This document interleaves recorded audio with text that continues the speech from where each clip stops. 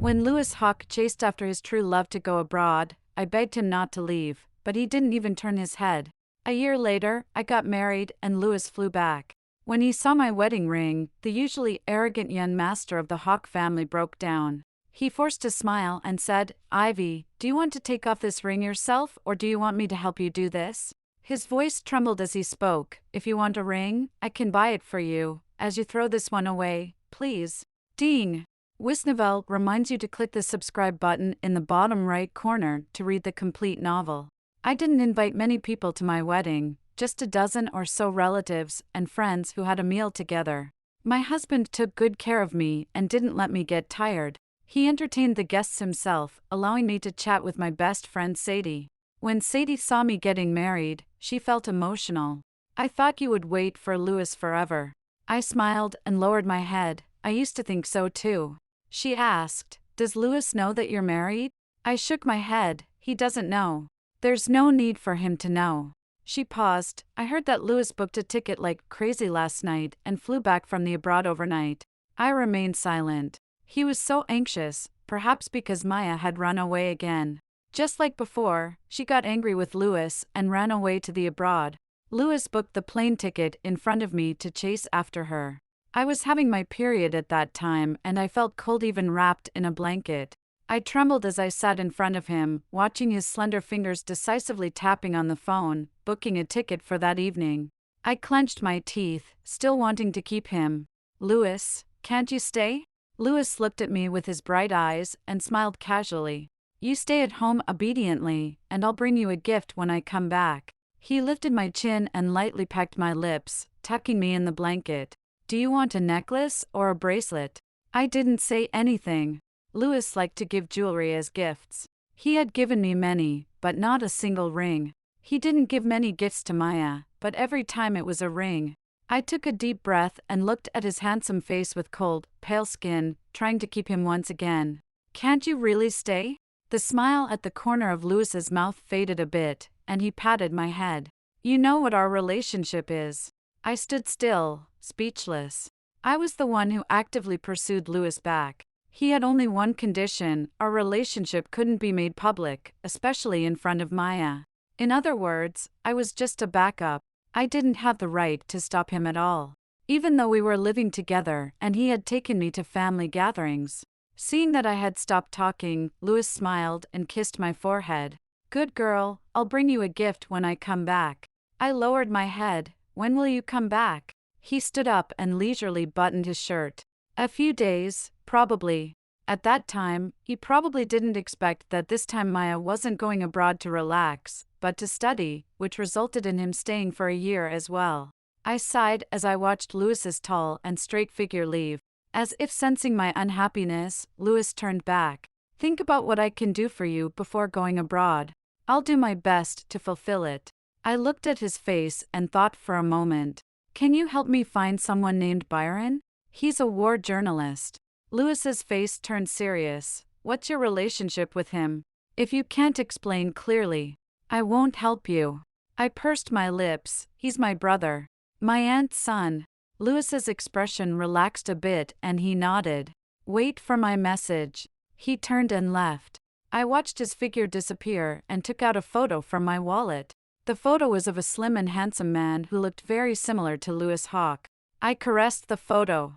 "Louis Hawke is really forgetful." I told him that I grew up in an orphanage, so where did I get an aunt?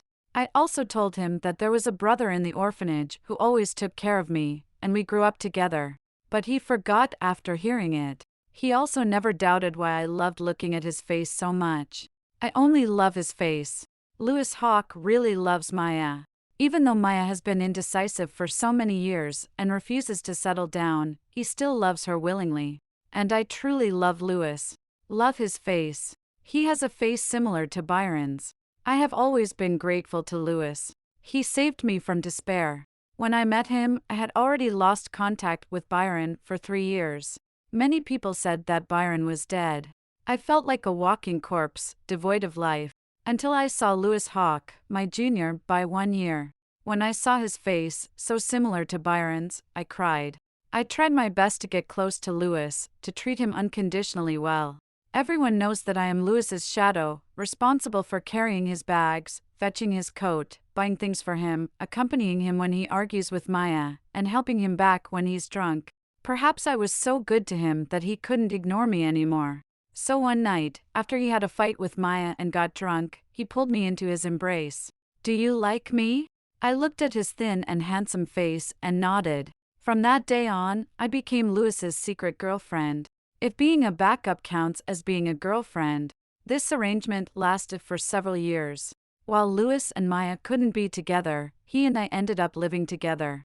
Sometimes, Louis would hold me and sigh. "Ivy, you're the best woman to me. You don't even care about my money." I smiled. "If you want to give me money, I won't refuse. But you never spend it." Louis's bright phoenix eyes stared at me. "You don't spend my money, you don't wear the jewelry I buy. And you don't force me to make our relationship public." He said, "Sometimes, I even feel like you're treating me as a backup too." I playfully touched his nose and buried myself in his embrace. Whether he's a backup or not doesn't matter. We are not plants. We have already spent 6 years together. These 6 years are important to me. But Louis doesn't see it that way. He still loves Maya so much. When Maya calls him late at night, drunk, Louis will still immediately goes to pick her up. Before, Louis would leave without explaining anything to me. But later, he started explaining and had a guilty expression on his face. I thought it meant that he saw me differently in his heart. But I misunderstood. He still went after Maya to abroad and left without giving me any chance to hold on to him. He was gone for a whole year. Actually, Louis came back once during that time. He was drunk and asked me to pick him up. When I arrived to pick him up, he was sitting in a private room in a nightclub, making a video call with Maya. When he saw me, he waved at me and said, "Ivy, come here." He introduced me to Maya. "Let me introduce you. This is my girlfriend for the past 6 years, Ivy." Maya still had a cold expression on her face.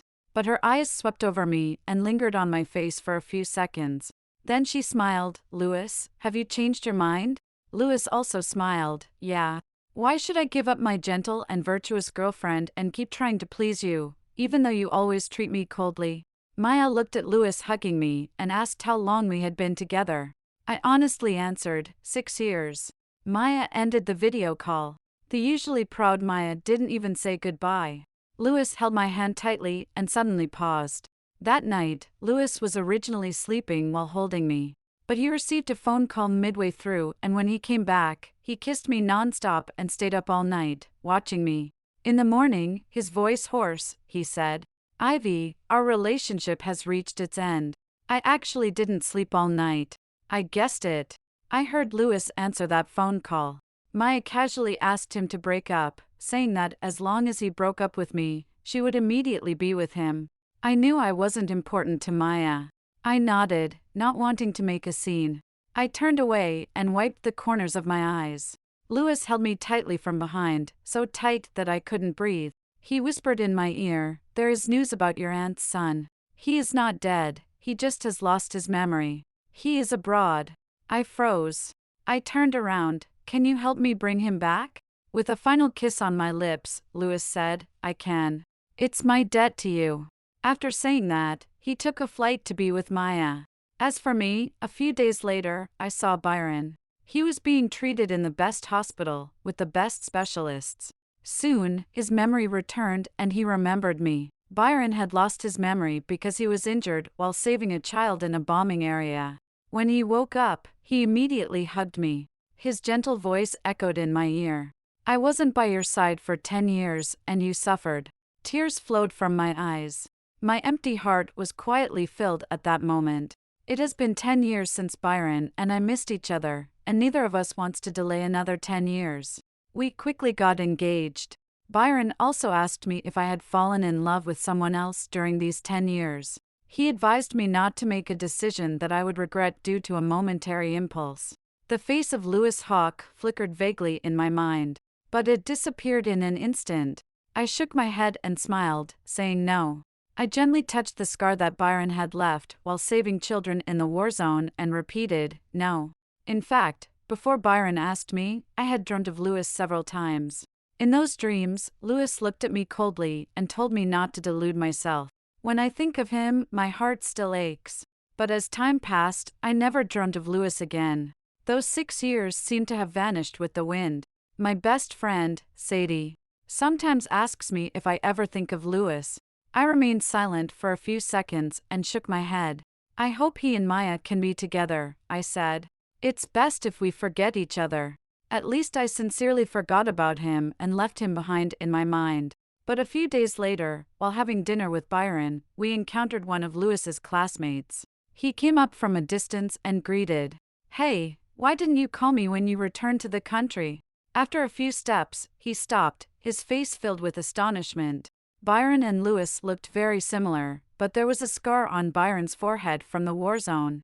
Their temperament was completely different as well. He didn't have Louis's carefree and idle manner. Byron appeared more resolute and composed. The classmate looked at Byron, then looked at me with suspicion. "Ivy, this?" He pondered for a moment. "Are you cheating on Louis?" I shook my head. "We broke up." The classmate was even more surprised. "Didn't Louis say you were still waiting obediently for him?" I interrupted him. "This is my fiancé, and we will be getting married soon." He was dumbfounded. Looking at the tightly held hands of Byron and me, he turned around and hurriedly walked away, making a phone call as he walked. I looked up to explain to Byron, but before I could say anything, Byron laughed. "It's all in the past, why bother mentioning it?" He helped me fix my hair. "I can't expect you to wait for me for 10 years just because I disappeared for 10 years. My eyes welled up, and suddenly I felt a deep sense of grievance. During those initial 3 years when I couldn't find Byron, I held onto my phone every day, waiting for a call. The phone was never turned off, and I would startle at the sound of an unknown number ringing. In the first year, I hoped to receive a call telling me that Byron was only injured and would return to the country soon. In the second year, I hoped to hear that Byron was still alive. In the third year, I started to fear receiving phone calls, but I had no choice but to answer them. When Louis appeared, I was officially diagnosed with severe anxiety and panic disorder. His face was the last straw that kept me going.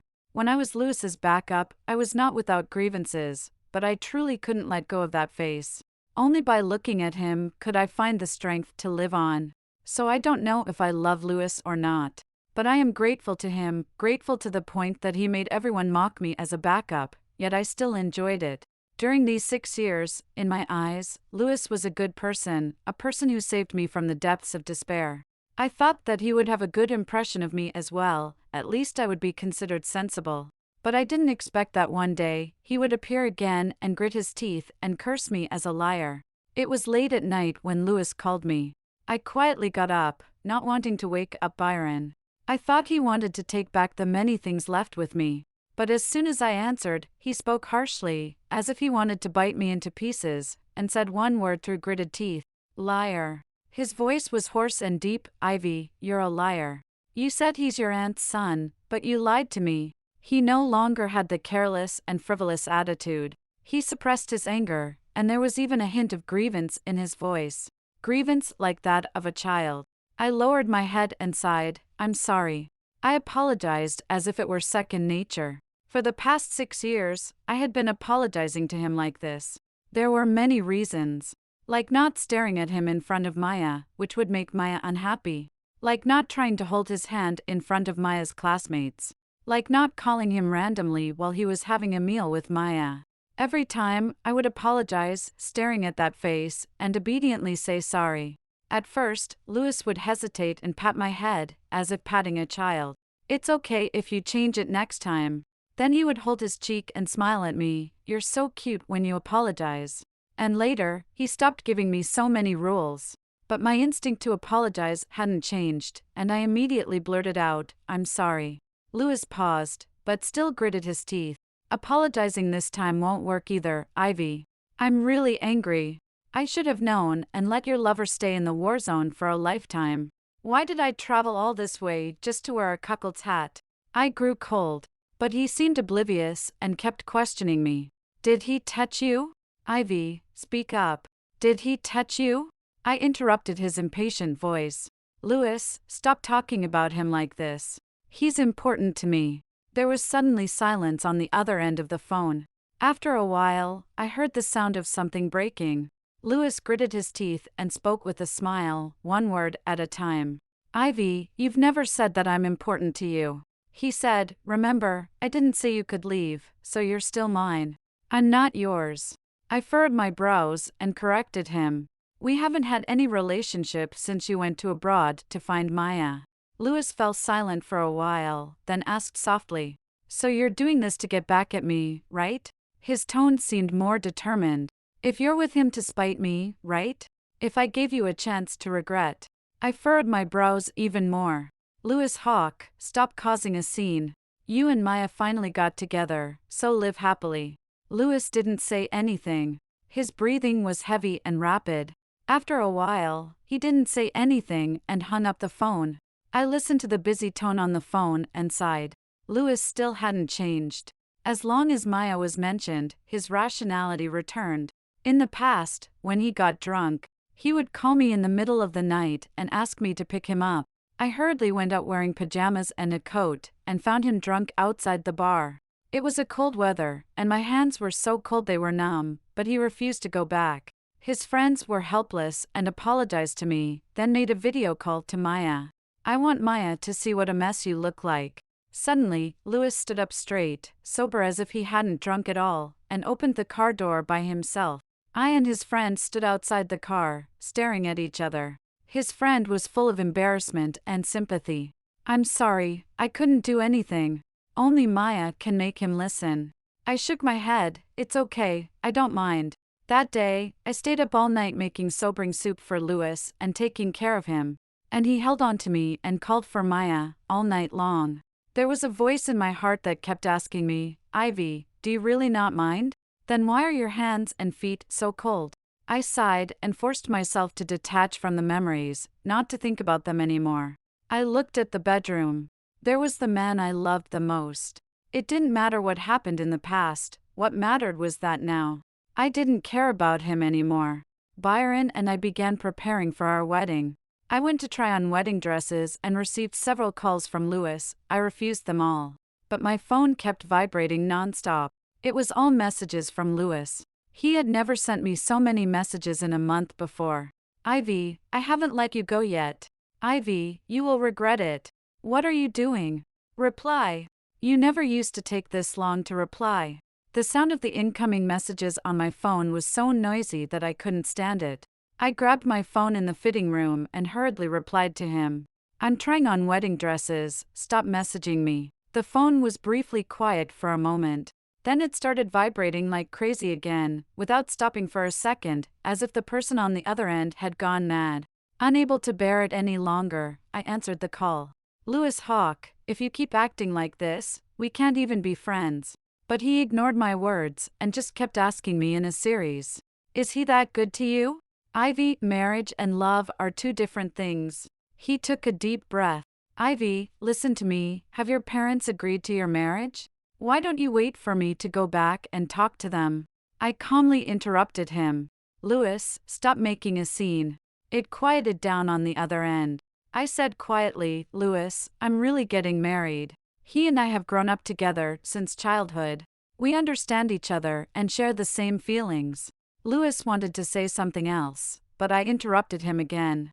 Even Maya won't be happy if you act like this. He didn't say anything, his breathing no longer steady. I sighed. I've told you before, I grew up in an orphanage. I don't have parents. Why do you always forget that? After saying that, I hung up. Louis didn't call again. And Byron had been patiently waiting outside the fitting room, not asking why I took so long. When I came out, he hugged me tightly, unwilling to let go.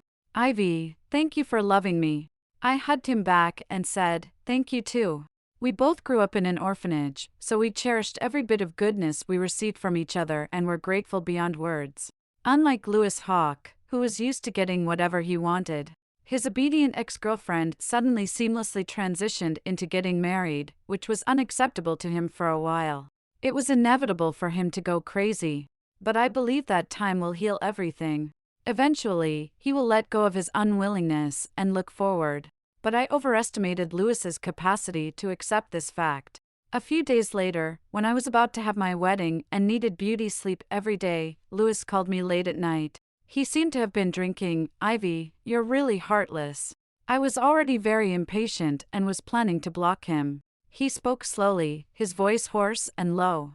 At that time, why didn't I think about taking a look at his photo? Just one glance, and I would have known something was wrong. He sounded both aggrieved and angry. But I didn't even take a look. I even brought him back from the war zone, cured him, and sent him to you. How did I only think of looking at the photo now? I've cuckolded myself. Louis's voice trembled with anger. He lowered his voice, and I could tell he was trying hard to control his emotions, but he couldn't stop the trembling in his voice.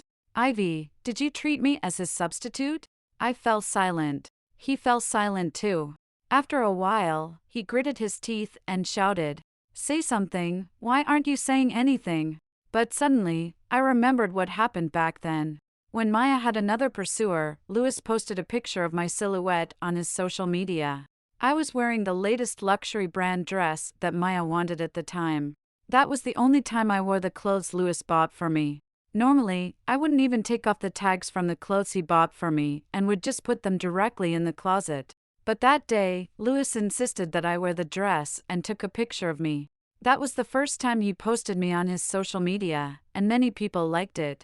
Many people in the comments asked who I was. Louis held me and showed it to me, casually saying, "Honey, they're all asking about you."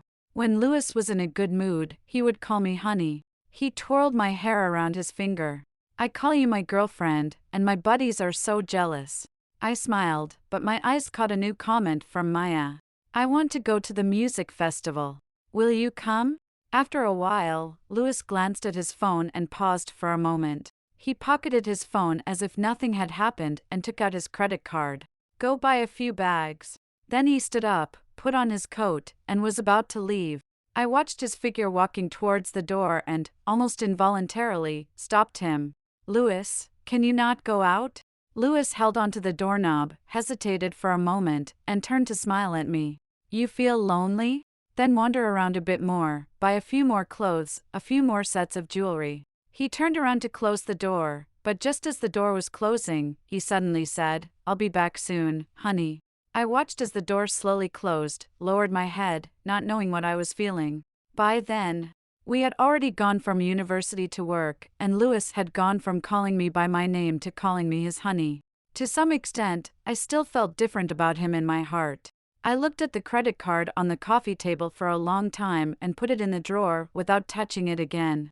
I never had any thoughts about him again. After a few days, Louis came back. That post with me in it had been deleted, I don't know when. Friends called him and asked why he deleted his girlfriend's photo, and he nonchalantly replied, "Oh, that was just a girl I saw on the street. I thought she looked pretty, so I took a picture. If I don't delete it, you guys might misunderstand our relationship." At that moment, I was in his arms, motionless and obedient. He hung up the phone and kissed my ear. "Ivy, you're so good." He thought for a moment and still posted my photo on his social media, but set it to be visible only to himself. Louis touched my hair. "Ivy, you're so beautiful, I won't let others see." I looked at his face, smiled without saying a word, and felt no ripples in my heart. Just like that credit card that had been sealed in the drawer. At that time, I never complained to him even once. Love is like drinking water, only you know whether it is hot or cold. But now Louis was full of unwillingness. "Ivy, say something. Am I really just his substitute?" I sighed and decided to lay some things out. "And what about me, Louis? What am I in these 6 years?" Louis paused. I continued, "In these 6 years, I never once complained in front of you." "Louis, it's only been a few days, and you can't take it anymore?" Louis's breathing sounded chaotic. I sighed again, hung up the phone, and blocked Louis's number completely. And with those 6 years, bid a complete farewell. Byron and I obtained our marriage certificate and held the wedding banquet all in one go. I carefully arranged everything, picked out a wedding gown, and gave myself a dreamy wedding. From now on, I am no longer alone. I have my own family and loved ones. But during the wedding, my best friend Sadie told me that Louis had rushed back overnight, as if he had gone mad and booked a ticket. I didn't really believe it. After all, he had finally gotten together with Maya after so much difficulty.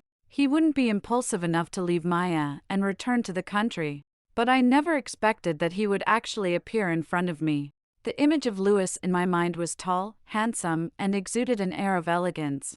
But the current Louis had a pale complexion and looked exhausted. He held a jewelry box in his hand and silently watched me and my husband, Byron.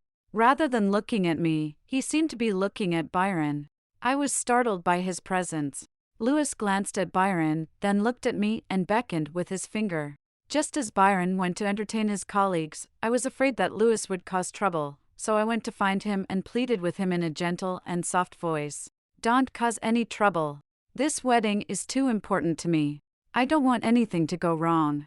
Louis's face turned grim. Even though I was pleading with him, it seemed like I had angered him. He glanced at Byron, who was in the distance. "Ivy, between the two of us, who resembles whom?" I was taken aback and didn't quite understand what he meant. Louis asked again. "Honey, between him and me, who looks more like a substitute?" He called me his honey, as if we were still together. But in the past, he only called me his honey when he was in a good mood, and his good mood was always related to Maya. I would rather he call me Ivy with my full name. I turned cold and said, "Louis, I am not your honey." I pointed at Byron and continued, "I am his wife, the kind with a marriage certificate." Louis stared at me in silence, his face turning ashen. I regretted speaking to him in that way. He was the young master of the Hawke family, and being confronted like this might lead him to do something embarrassing out of willfulness. I stood frozen in place, thinking about how to get rid of this troublemaker, when I heard Byron calling me. I was filled with anxiety, but dared not show it. I furrowed my brows, and in my heart, all I could think of was Louis's icy expression and the uncertainty of my own future wedding. It seemed like Byron didn't notice anything and embraced me, gently soothing my uneasiness. "Don't wander off. Don't make it hard for me to find you." He patted my shoulder and said, "Don't be afraid, I'm here." I leaned against Byron's chest, listening to his steady heartbeat. The uneasiness in my heart suddenly disappeared, and I smiled and nodded, "Okay." Byron pecked my lips, and I hugged him back, returning the kiss. As long as Byron was with me, it didn't matter whether the wedding went smoothly or not. With Byron by my side, I feared nothing. We kissed passionately and wholeheartedly. When we broke the kiss, I realized that Louis was nowhere to be seen. There was no scene that I had anticipated. He quietly left. Sadie said that Louis left in a hurry, as if he was escaping from a fierce beast. And I received a text message from an unfamiliar number on my phone. UV never smiled at me like that before. Sadie was still beside me, saying, "Louis seems to be deeply affected. I've never seen him in such a sorry state. He stumbled a bit when he left. What's wrong with him?" I shook my head and remained silent. I held Byron's hand tightly and didn't want to let go. We relied on each other when we were young, pledged our hearts to each other when we were young, and now we finally became a married couple. What happened to others didn't matter. What mattered was that I was with the person I loved. When Louis left, he entrusted Sadie to give me the ring. Sadie sneered, "Now you know to buy a ring. But why didn't you buy it for Ivy before?" Sadie truly didn't like Louis. When Louis and I were together, Sadie was always disappointed with me, but she couldn't do anything about me being with Louis. Louis was generous towards me, gifting me different pieces of jewelry like necklaces, bracelets, earrings, and brooches. But he never gave me a ring. During a meal together, Sadie jokingly asked Louis when he would give me a ring. Louis made a phone call, and shortly after, the driver delivered a jade necklace to me. Sadie trembled with anger. I said, "A ring? Ivy has been with you for so many years. Isn't she worth a ring?" Louis rested his hand on the back of my chair. A gesture of control. He crossed his legs and acted nonchalant. "She will get it sooner or later. Why are you in such a hurry?" He tilted my chin and made a promise with a smile. "Within 10 years, I will put a ring on your finger." I smiled and lowered my head, saying nothing. At that moment, I suddenly missed Byron. Byron wouldn't make such a playful promise to me. Even though their faces resembled each other, they were not the same person, and fortunately, they weren't. After that meal, I wanted to distance myself from Louis. I stopped answering his calls, ignored his messages, changed the password on my apartment door, and refused to go to his place. But after a few days, Louis had a stomachache. He sent me a video, his face pale and haggard. Suddenly, I remembered how worn out Byron looked before he went missing in the war zone. I couldn't control myself, and despite Sadie's exasperated sigh, I went to see Louis. His house was filled with empty bottles. During the week I avoided him, he must have consumed countless drinks. I sighed and cleaned his house, made porridge, did laundry, and peeled apples, taking care of him to help him recover. Louis held my hand. "Don't hide from me. Ivy, I didn't lie to you. I will really buy you a ring within 10 years. He gestured, a diamond ring this big. I laughed. "Then why not now?" He fell silent. After a while, he said softly, "I have an obsession to resolve right now." He pulled me closer to him, and we lay down together, listening to his rapid heartbeat. "Ivy, I didn't lie to you. Wait for me for 10 years. I looked at his face and remained silent. Louis held me tighter, afraid that I would run away. "All right then, 10 years. I rested my face against his sturdy chest, listening to his heartbeat. The heartbeat never lies. Now, 10 years later, on my wedding night, I didn't get much sleep with Byron. The next morning, while Byron was still asleep, I blushed and went downstairs to throw away the used condom. As soon as I got downstairs, I saw Louis. He was standing next to a Ferrari, with a stubble on his chin, bloodshot eyes, and cigarette butts all over the ground. I had no idea how many cigarettes he had smoked. He glanced at the transparent garbage bag in my hand, turned his face away so he wouldn't look at it. His voice was hoarse and almost inaudible. "Ivy, I waited all night, watching your lights go out." His former pride was nowhere to be found. His gaze avoided the garbage bag but couldn't avoid the red marks on my neck. Like a precious treasure lost, the proud young master of the Hawke family, Louis Hawke, stared at my neck, his eyes turning red. His voice hoarse and desperate. "Ivy, I'm sick. I feel terrible." In the past, if he said that, I would immediately put everything aside to take care of him. Cooking for him, peeling apples, feeding him medicine, taking his temperature. But now, all I could say was, "Buy some medicine for yourself." Louis's body trembled, and his eyes turned even redder. With his wealthy background, his parents were afraid he would be kidnapped, so they sent him to learn martial arts from a young age. He had also experienced hardships and injuries through fights and training. What he was most proud of was being the only son of a wealthy family, yet he never acted spoiled. But now, a tear fell from his eyes, and he didn't even wipe it away, just kept looking at me. "Ivy, when I saw you smiling at Byron, I thought about a lot of things.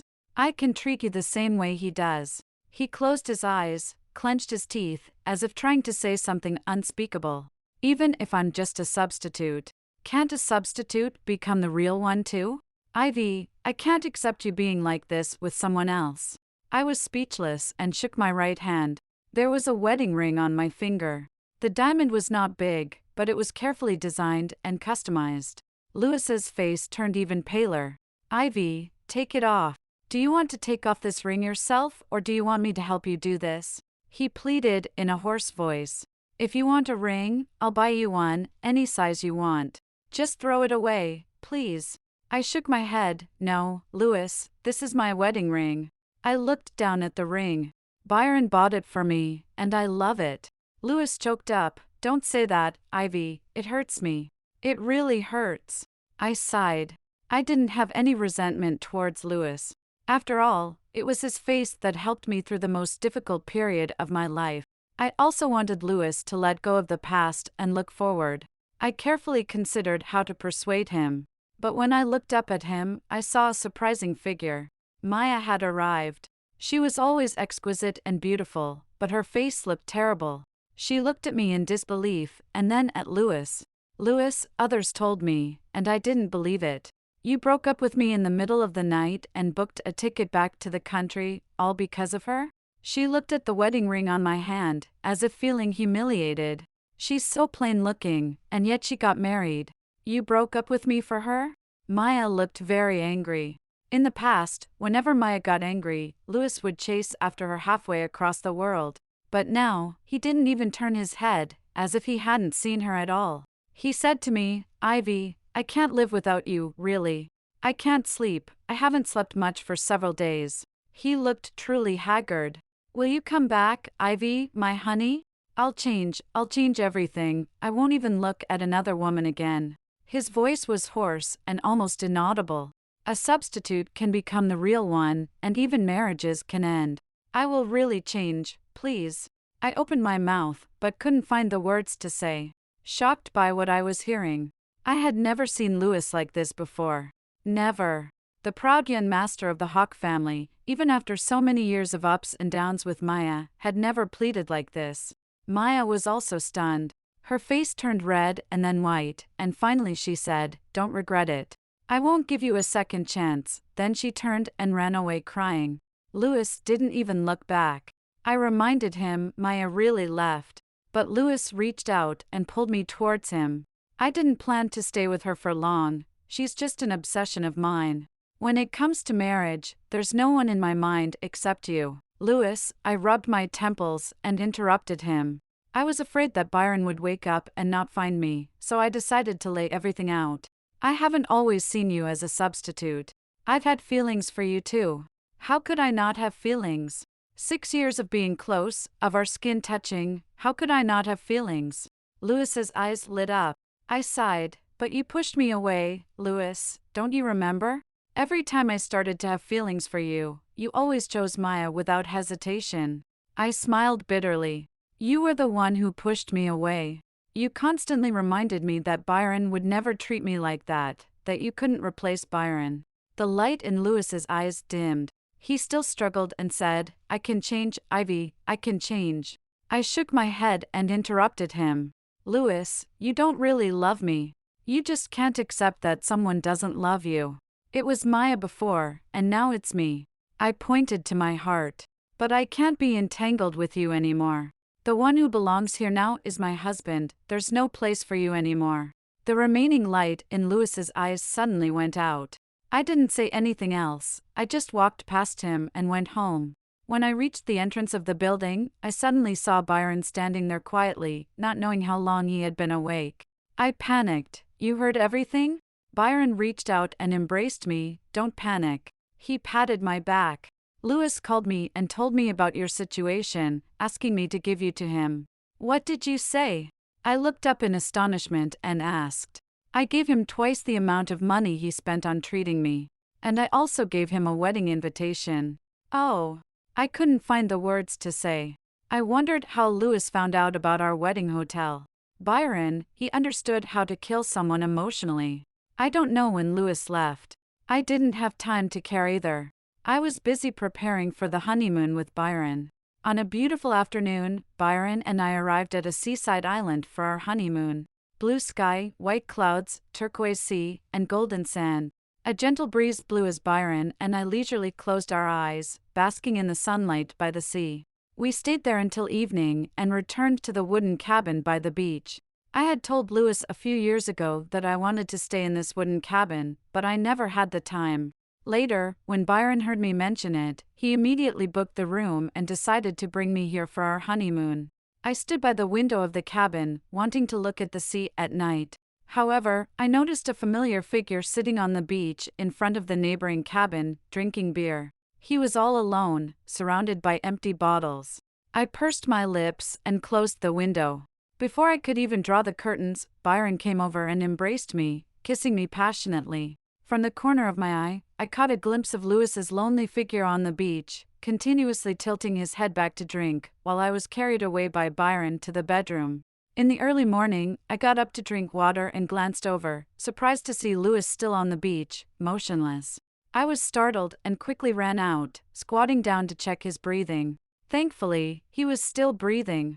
I patted my chest, about to leave, when Louis suddenly grabbed me and opened his eyes. Those once spirited eyes were now filled with drunkenness and helplessness. In the morning sunlight, he silently stared at me. In a hoarse voice, he pleaded, "Ivy, can I hug you again? Just one hug. Just one."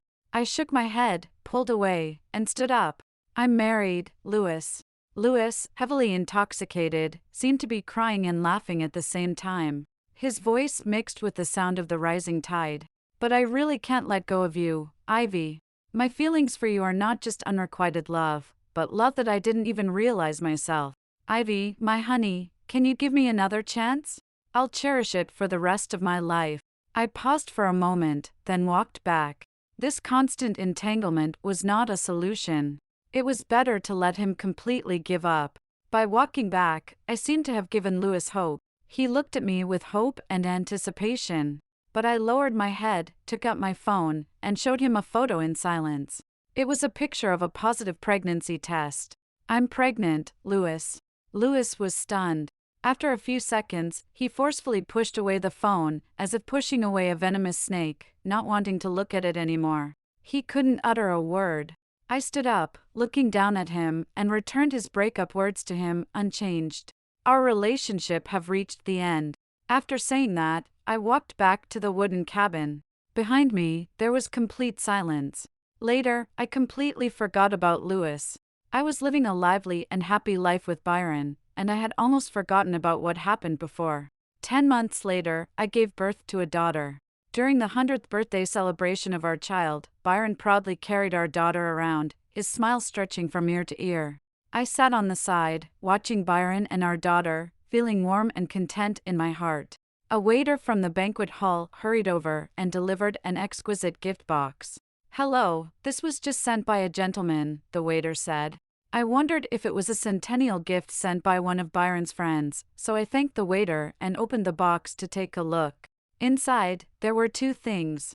One was a golden lock that shone brightly. The other was a large diamond ring. I recognized that ring.